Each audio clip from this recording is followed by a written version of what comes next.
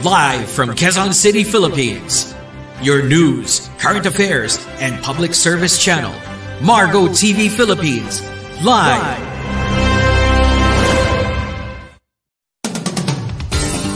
Narito na ang programang kasangga ng sambayanan. Sama ka na, kabayan! Sandigan ng mamamayan para sa kaunlaran. Pupuri sa marangal na serbidor ng bayan. Tutugi sa mga dorobo sa pamahalaan. Kasama si Diego Magpantay ng Citizens Crime Watch. Mapapakinggan at mapapanood sa Margo TV Philippines. Sama ka na, kabayan! Sandigan ng mamamayan sa kaunlaran.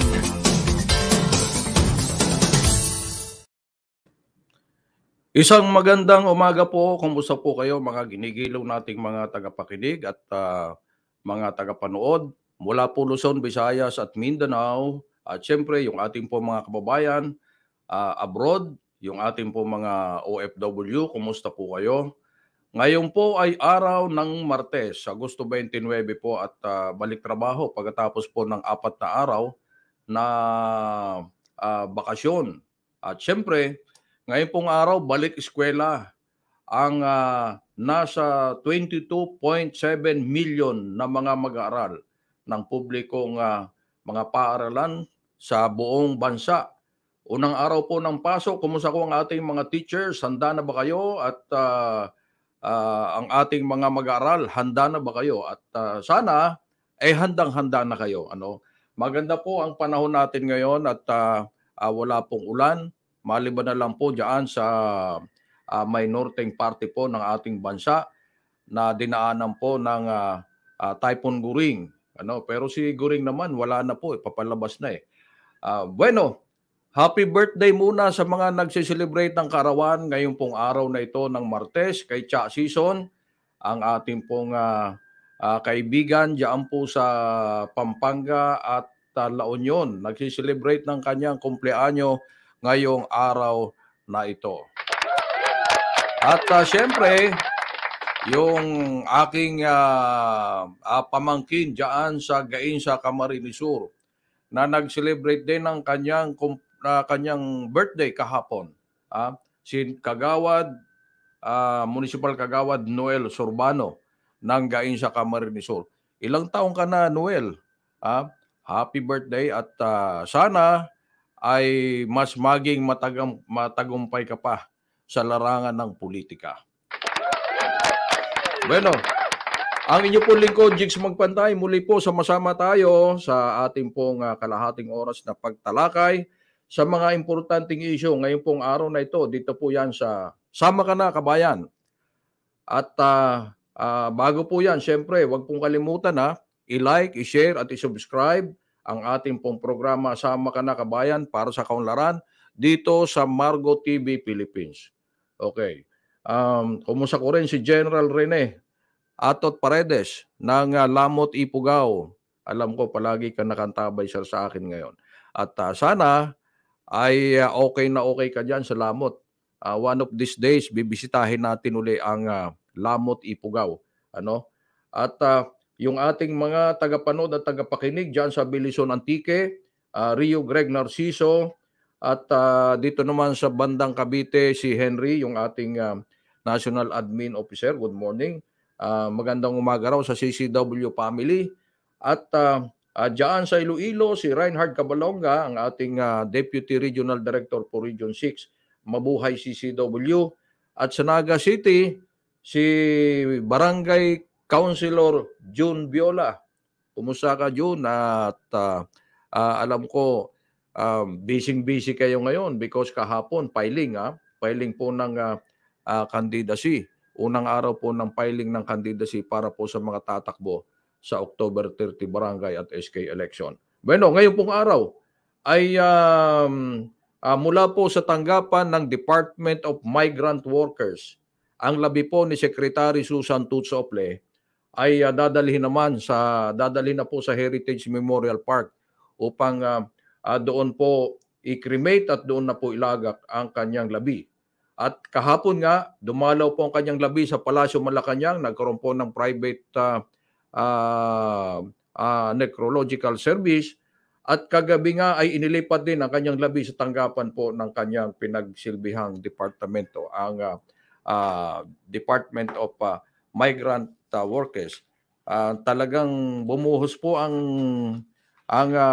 kalungkutan ng ating pong mga kababayan, lalo na po yung migrant workers natin. At alam niyo po, sa kagustuhan pong taus-pusong makapagsilbi sa ating mga kababayan, lalo na po sa itong ating mga OFW, alam niyo ba na kanya pong tinanggap ang alok ng ating pong Pangulong BBM upang pangisawaan po itong DMW, itong Migrant Workers Department. Ito ay sa kabila po ng katotohanan na siya pala ay may karamdaman na, lingid sa ating pong kaalaman, stage 4 cancer ang kanya pong karamdaman. At inindan niya po yan, pero kanya lang pong kinimkim, hindi po pinaalam sa publiko na siya pala ay may ganyang karamdaman. At talaga namang nakakalungkot po. So, ngayon pong araw ay ang schedule na po ng kanyang cremation at paglagak po sa Heritage Memorial Park. Sige, sa iba po nating mga balita at impormasyon, pag-usapan po natin ano nangyari na sa Gilas, Pilipinas, DJ. Makakalaban mamaya ang koponan ng Italia. At alam niyo po, samot-saring mga reaksyon ang lumabas tungkol po sa dalawang pagkatalo ng Gilas, Pilipinas. At marami ang nanghihinayang sa mga magaling nating mga manlalaro at tila sinisisi po ang estilo ng patakbo ng coaching, yung kanilang coaching staff sa pamumuno po ng kanilang head coach. Kaysa outdated na raw ang mga estilo at dapat na rin daw palitan nga. At kaysa puro dribble at pagpapasa na lang ng bola ang nangyari. Tingnan natin mamaya kung talagang wala tayong magagawa. Ano po magagawa natin? Pero anong malay natin? Tingnan natin. Let's hope for the best. Pagkat magagaling naman talaga yung ating mga manlalaro Kaya nga lamang may mga konting problema at may mga dapat pong ayusin. Pero alam nyo ba, kung tayo po ay walang Panama, tinalo tayo ng koponan ng Dominican Republic yung unang laro.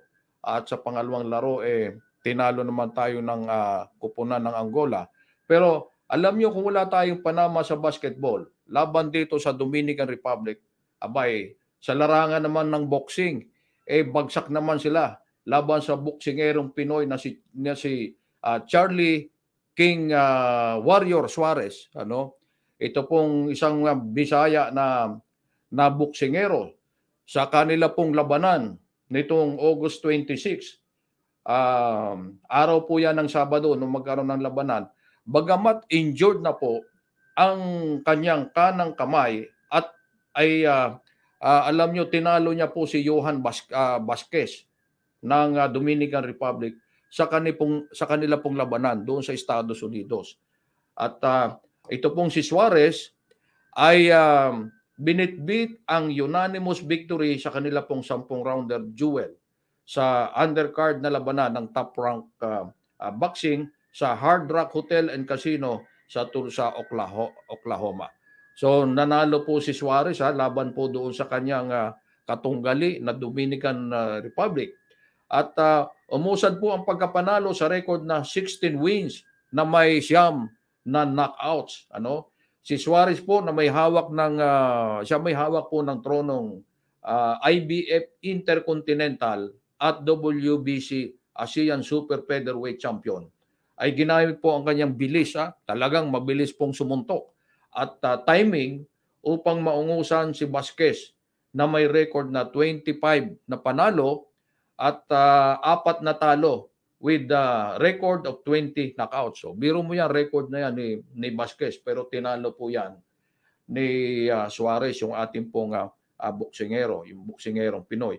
Bagamat may iniinda pong sugat sa kanyang braso, napanatili pa rin ni Suarez ang kanya pong postura laban po sa mas matangkad at mas malaking kalaban na si Vasquez. Kaya napakalaki ng kanyang kalaban pero tinalo niya po. So wag na kayong malungkot kung natalo sa basketball sa kontra sa Dominican Republic team. Pero nanalo naman pala tayo sa larangan po ng boxing. Eh dito magaling ang Pinoy sa boxing. Talagang wala tayo masasabi sa ating mga boksingerong Pinoy, lalo na po kay Manny Pacquiao. Okay? So, sa iba po natin mga impormasyon, ano ba mga impormasyon ngayon na importante at alam nyo, pagkatapos po ng imbitasyon, hindi imbitasyon, may imbitasyon kasi tayo, DJ, sa darating na Sabado, yung Blind Soldiers, premiere ng Blind Soldier, at tayo iniimbitahan sa kanilang premiere night. Bueno, pagkatapos po ng investigasyon at kontrobersyang kinasangkutan ng Philippine National Police sa pagkamatay po ng isang minor de edad, dyan po sa Navotas, abay, isa na namang insidente ng pagkakapas lang ng isang teenager dyan po sa lalawigan ng Rizal. Ito ay iniimbestigahan ngayon ng Commission on Human Rights o CHR. Abay, hindi pa nga natatapos totally yung pong issue. Pinag-uusapan yung tungkol sa standard operating procedure para po sa pagkakandak ng mga checkpoint. Isa pong 15 anyos na batang lalaki ang di umano'y tinamaan po ng bala ng barilin po ng isang pulis ang kanyang kapatid na hinabol po pagkatapos na takbuhan nito ang isa di umanong checkpoint. Checkpoint. Kaya kayo pag may checkpoint, pag kayo ay na-checkpoint, ay hihinto kayo. Pero kinakailangan yung tamang checkpoint. Baka naman hindi totoong checkpoint. Yan ang problema. Ito po ang problema na issue na naman na kinakasangkutan po ng ating kapulisan. Ano bang problema kung may checkpoint? Sa pagsasagawa ng checkpoint, ang problema kung hindi nga po tama. Kung wala po sa tama ang pagkakandak ng checkpoint. Si John Francis Umpad, 15 taong gulang po, ay nabaril ni Corporal Arnulfo Sabilio noong pong Agosto 20 pa po ito nangyari. August 20 nangyari. Di mo ay plinag down ni Sabilio sa isang checkpoint, yung Oplan Sitaraw, ang magkapatid na John Ace at John Francis, at imbis pong huminto ang mga ito ay tumakas. Pauwi po ng kanilang bahay na sila ay hinabol, sinundan at hinabol nitong pulis na sinasabing nagkandak ng checkpoint. Dalawa po sila magkasama isang nakasibilyan, yung pulis. At nang nasa harapan na po ng bahay, matapos habulin, ay binato po ng helmet nitong si John Ace, si Sabilio, pero gumanti po ito ng putok ng baril. Ikaw ba naman? Hagisan ka ng helmet, batuhin ka ng helmet. Ay siyempre takot po yung bata. Takot po yung checkpoint pagkat hindi nga naka-uniforme at mukhang lasing pa raw. So, ginantihan ng putok at tinamaan ay si John Francis, imbis na yung binabaril na kapatid niya na si John Ace. So ito po ang problema. Si Sabilio po ayon sa report ay nag-checkpoint na nakasibilyan at mukhang nakainom pa. Yan ang problema po. So ano ba ang SOP po ng ating PNP? Una, dapat marked vehicle. Ang kanilang sasakyan ay marked vehicle na tinatawag yung patrol car. Na kilalang yan ay sa pulis. At kinakailangan naka-uniforme ang pulis. Hindi pwedeng nakasibilyan. At may tamang karatula pa nga yan na nakalagay kung sino ang chief of police sa lugar na yan. At ito ba'y nasunod nitong sinasabing nag-checkpoint na nakabaril po dito sa bata? Hindi po yan nasunod. Malaking issue na naman po ito sa PNP natin. Gas-gas na po ang dila ng liderato ng PNP. Ngayon sa pamumuno ni General Benjamin Acorda, sa pag-remind po sa ating mga kapulisan, bakit hindi nila sinusunod? Dito baka baka lumabas na naman dito ang issue on command responsibility. Naku, kawawa naman yung chief of police kung madadamay po dito sa alingas-ngas na ito ng isang tauhan ng PNP. So, malalaman po natin kung ano po ang magiging investigasyon ng CHR, pero sa mga initial po mga lumalabas na impormasyon, may problema po ang pulis. So, yung pulis, alam mo, sinasabi ko nga palagi, sabi nila, hindi na daw po ito isolated kung lagi pong nangyayari. Hindi na raw po ito isolated cases. Hindi na ito isolated case kung pirming nangyayari sa ating pong kapalibutan. Ay kawawa naman yung mga pulis na nagsiservisyo po ng tapat. Yung loyal sa kanilang mga serbisyo at siyempre ayaw nila magkaroon ng kaso kaya sila ay gumagawa ng tama.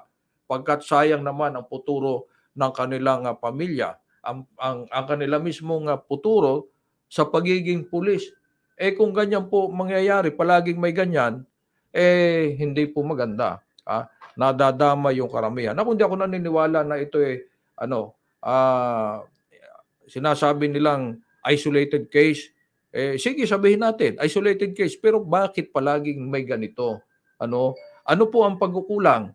Baka kulang na po tayo sa yung dati mayroong tinatawag na moral value sa ating po mga kapulisan. Baka kailangan natin mas lalo pong palakasin yan. At mas lalo, bigyan po natin ng focus yung pagpapalakas po ng values. I-renew natin yung commitment po ng ating mga kapulisan sa mga karapatang pantao.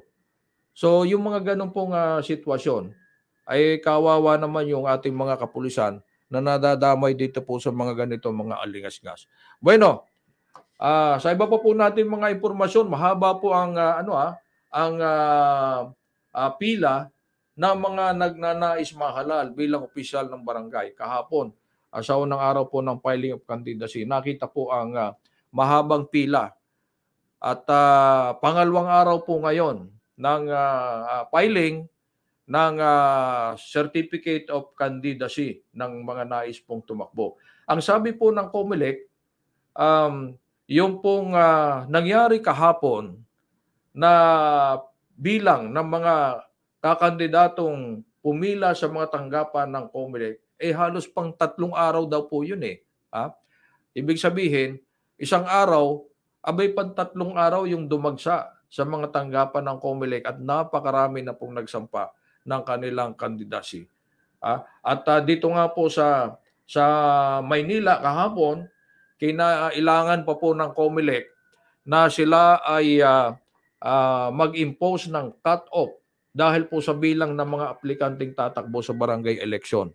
Yan po ang naging sitwasyon kahapon. At ang sabi po ni COMELEC Chairman George Garcia, nabigla sila at inamin po nila na hindi po nila na-anticipate.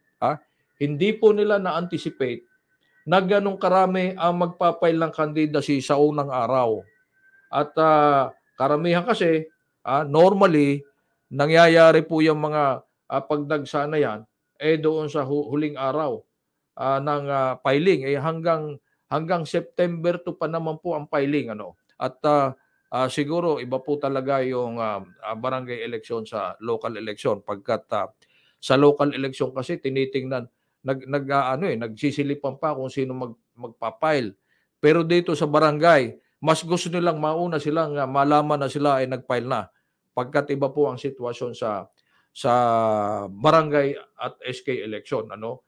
So, ang kahapon po ay talagang dagsa po sila sa COMELEC at ngayon po, pangalawang araw, kahit yung mga kakilala ko na di ko inakala na magpapile ng kanilang candidacy, nagfile na po kahapon yung mga kakilala natin. Ikaw ba DJ, magpapile ka rin? So, naging matahimik naman po. Generally, yung pong nangyaring first day of filing ng candidacy kahapon ay naging matahimik naman at mayroon pang mga 4:00 pa lang ng umaga, parang pipila sa ayuda. 4:00 ng umaga, nakapila na po sila sa may COMELEC office at naghihintay na magbukas para mag-file. So siguro nasa isip nila ang unang mag-file, yan ika ang mananalo. Baka siguro ganun ang isip nila, no? Pero diyan po sa Taguig City, sa lungsod po ng Taguig, yung mga naging apektado po ng pagbabago sa jurisdiksyon, medyo nagkaroon po ng konting kalituhan. Nagkaroon sila ng konting problema pagkat yung dati nilang presinto na nung sako pa po sila ng lungsod ng Makati, naiba na po. Wala na sila doon sa dati nilang presinto, kaya nagkaroon sila ng kalituhan at hinanap pa nila yung kanilang presinto kung saan po napunta. At hanggang sa sila ay makapag-file. So, sana pagbotohan hindi ganito. Pagbotohan hindi po sana ganito kaproblema sa paghanap po ng kanilang lista o listahan ng kanilang pangalan kung sila ay boboto na. Alam niyo ba na nasa 672 million o 672,000 at 432 ang mga upuan po mula punong barangay at mga kagawad, kasama na po ang ating SK sa pinag-aagawan po nilang upuan na dapat sana ay nangyari noong 2020 pagkat noong 2020 po ay na-postpone po yung eleksyon. So, nasa 672,432 ang upuan po pinag-aagawan dyan.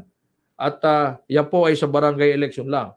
Sa SK naman ay nasa 23.2 million voters ang eligible na boboto. So, para sa barangay election po, ang boboto ay nasa 67.8 million voters sa barangay election po. Sa SK, 23.2 million voters ang eligible na boboto. So, lahat-lahat nasa almost 100 million ang mga botanteng pupunta po sa mga presinto sa Oktubre 30. Kaya naman ang iba po pagkatapos sila ay mag-file, pagkatapos sila ay makapag-file ng kanilang candidacy, nag-ikot na po yung iba. Pero ang utos po ng COMELEC, umuwi na muna kayo. Pagka-file niyo, umuwi na muna kayo at hindi pa kayo matatandaan ng mga botante, lalo yung mga bago. Saka na lang daw po muna umikot sa pangampanya sa October 19 hanggang 28. So meron po silang 10 araw na pangampanya. At sa 10 araw na yan, ay talagang bakbakan na yan, talagang pasipagan na yan yung ating mga tumatakbo. Ang barangay at SK election po ay mano-mano po ang sistema. Ang kanila pong gagawing kampanya, ang gagawin pong botohan ay mano-mano, hindi po kagaya doon sa ating eleksyon kung eleksyon lokal at national election. At ito po ay mano-manong bilangan. Kaya madali pong malalaman kung sino ang nanalo sa eleksyon. So, bawal po ang vote buying. Bawal po ang vote buying at hindi rin pwede ang vote selling. Kasi kung may vote buying, dapat may vote selling. Halimbawa, ikaw ay nahuli na ikaw ay namimili ng boto, kailangan may mahuli ring namili, nagbenta. Parang it takes two to tango para mapatunayan na ikaw ay namili ng boto, kailangan mayroon ding lulutang na nagbenta. So pareho pong problema 'yan. So wag po kayong mamimili ng boto at wag din kayong magbebenta ng inyong boto. Para makita po natin yung totohanan. Sino ba ang dapat na maupo at magsilbi po sa ating komunidad sa darating pong October 10. Pero uupo naman sila parang uupo yata sila December after 1 month. So I think December 1. Anong araw sila dapat maupo? Ang election period po ay hanggang November 28. hanggang November 28 po ang election period. Although ang election po ay October October ah, October 30. So, yan po at good luck na lang doon sa mga kandidato ngayong pong barangay election. Pag-uusapan natin 'yan dito po sa ating programa sa iba nating pagkakataon. Pag-usapan din natin kung paano manalo sa eleksyon. Pag-usapan natin 'yan at nang mabigyan natin ng tip yung ating mga kandidato kung paano sila mananalo. Pero hindi po pwede yung may guns, gold and gold. Hindi po pwede yung may private army. Bagay barangay pa lang naman ito eh. Hindi pa dito pinag-uusapan yung mga ganon. Pero sa iba pong lugar, mukhang may konting problema at yan naman binabantayan po ng ating mga kapulisan. Bueno, ikaw ba ay naka-schedule na bumiyahe abroad? Okay, kung ikaw ay naka-schedule na bumiyahe abroad, abay mula po sa September 3, magkakaroon po ng pagbabago sa sistema pagkat napakarami na pong dokumento ang hahanapin sa iyo kung ikaw po ay tatakbo o ikaw ay bibiyahe papunta ng abroad pagkat ang ating pong Bureau of Immigration ay may ipatutupad pong mas mahigpit na mga rules sa pagbibiyahe mula po September 3. At ang sabi po ng isang mambabatas na dating namumuno po ng BID, ang imposition daw po na mahigpit na rules para sa mga Pilipino papunta po sa labas ng ating bansa ay pagyurak daw sa ating karapatang bumiyahe at rights to privacy. Yan po ang sinabi ni Congressman Rufus Rodriguez na dati pong commissioner ng Bureau of Immigration na ito po ay kaugnay doon sa ipapatupad na stricter rules sa pagbiyahe mula po September 3. At sigurado po hahabang masyadong pila sa ating po mga paliparan bago makabiyahe ang ating po mga kababayan palabas po ng ating bansa. Ang desisyon po ng Interagency Council Against Trafficking o IACAT na mag-impose po ng mga dagdag at mas mahigpit na rules para sa mga Filipino travelers ayon po kay ito po para labanan po yung human trafficking na nangyayari yung human trafficking isa po sa mga problema ng ating mga kababayang Pilipino pag nabibiktima po ng human trafficking. Ayon po kay Congressman Rufus Rodriguez ay pareho pong unreasonable at intrusive. Ito pong nais i-implement ng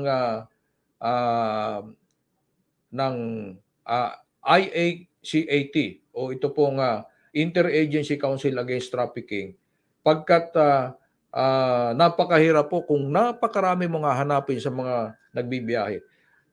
Tingnan natin kung may isa-isa po natin. Ano po yung mga nais nilang hahanapin po nila sa pagbiyahe mo. Kahit yung mga balikbayan natin, mga OFW na babalik po ng ibang bansa para magtrabaho, may problema din po dyan. At ito po ay nirevise ang guidelines. Ang sabi po ng interagency ay upang malabanan po ang human trafficking. So, ganun po ayon sa kanila. Ito ba talaga ay solusyon upang malabanan ang human trafficking? Ito ba ang naiisip nilang remedyo para po malabanan ang trafficking? At maaari namang ito po mga ganitong mga rules maaari po mag-create ng dagdag na problema para po sa ating mga magbibiyahe. So, ito ba talaga ang kinakailangan po na ipatupad? Ang sabi po ng iba, delay na nga ang mga flights, delay pa ang mga proseso sa pagbiyahe o I love the Philippines, sabi nila. At bakit nga ganon? Kung mayroong mga unreasonable rules, ito ay mangangahulugan ng pagbibigay ng inconvenience para po sa ating mga Filipino tourist, yung mga gusto pong maging turista sa ibang bansa at yung ating mga OFW at iba pang mga biyaherong Pinoy na pupunta po abroad. At kung ganito, sila po magiging vulnerable sa harassment at extortion ng mga tiwaling immigration officers at iba pa mga airport personnel. So yun po ang magiging problema dyan. Magiging vulnerable po sila sa mga ganyan. Ako, natandaan ko one time, medyo matagal-tagal na rin ito, nung ako po ay pumunta ng Singapore, nakita po nung immigration officer yung aking passport. Bakit napakaraming biyahe papuntang Singapore at Malaysia? Ay kinwestiyon po ako nung immigration officer. Sabi niya, bakit ang dami mong biyahe? Pinalipat ako doon sa supervising immigration officer. Pagdating doon sa immigration officer na pinuntahan ko, sabi niya, ano ba ikang problema? Kung marami kang biyahe, siguro ikaw marami kang pera. Kaya panay ang biyahe mo. So yung mga ganun po, pero nakakaabala. At nakaka-stress. So, Secretary Boying ng DOJ at Hepe po ng BID, pag-aralan nyo pong mabuti kung alin po ang nararapat, alin po ang tama. Pagkat yung mga nabibiktima po ng human trafficking, dapat nating talagang tulungan yan. Pagkat itong mga nabibiktima ito, hangad din lamang nila na makapagbigay po ng magandang buhay para po sa kanilang mga pamilya at humanap po ng magandang kapalaran sa ibang bansa. At syempre, dapat naman na patawan po ng mas mabigat na parusa ang may kagagawan ng ganitong mga gawain. So yung ating mga mambatas, mas lalo nating pag-isipan kung ano po ang dapat na parusa dito po sa mga gumagawa para naman na mas lalo nating malabanan po ang human trafficking. At wag nating idamay ang buong sambayanan na nagnanais pong bumiyahe. Bueno, wala na po tayong oras hanggang sa muli. Mamaya po sa ating panghapong edisyon ng programa, tayo ay muling magsama-sama. Ang inyo pong lingkod, Jigs Magpantay, nagsasabing, don't burn the whole house down to kill or catch the rat.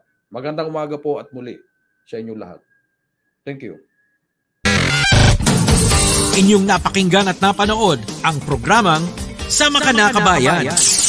Sandigan ng mamamayan para sa kaunlaran. Hanggang sa muli, dito sa Margo TV Philippines.